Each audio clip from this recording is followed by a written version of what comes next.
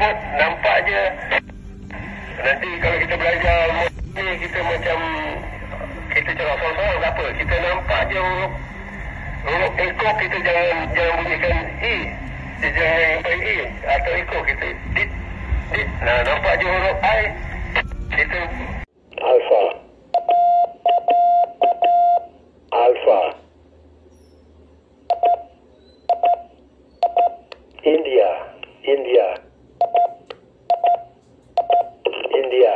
India. Alpha. India. Boleh dapat tak? Betul. Ada 2 titik dan selepas tu ada 1 bar. Maksudnya didida, didida. Didida, didida, didida. Tadi kalau alfa dida je. Tapi kalau uniform ada 2. Didida, didida, didida. Kalau alfa dida ada 1 je kan. Kalau uniform ada 2 depan. Didida, didida, didida. Victor dia ada 4 rentak ya. Dia ada 4. Dida kena sebut ada 3, kemudian dengan ujung dia ada da. Dida. Dida.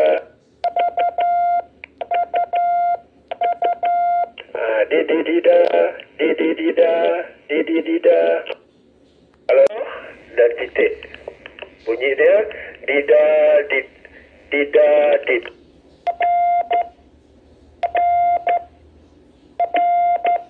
Romeo.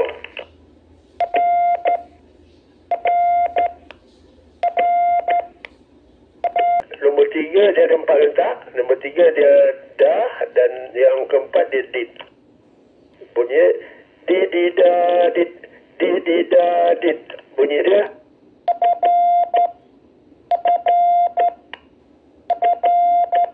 didida dit. Fourth. Didada. Ingat saja.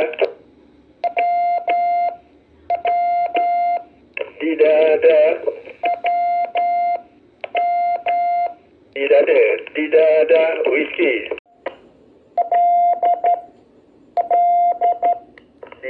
Didit 5. Didada dit.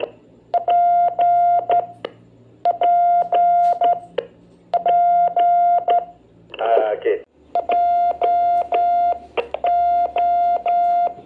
Didada. Kita padankan Juliet dengan Papa. Kalau Papa tengok.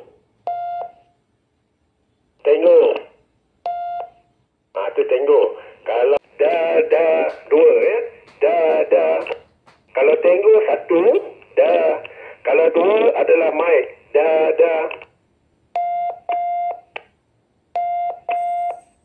Mic ada 3. Jadi kalau kita tengok tengok 1, mic ada 2, Oscar ada 3. Da. Ada rhythm dia. Da. Rapat sama je jarak dia. Da. Kita jangan sebut da, kita berhenti. Da. Sudah jadi tengok mic. Ni rhythm dia. Dah 3. Jadinya tengok 1 da, mic 2 da, Oscar 3 da. Okey, Oscar. Ready? Oscar.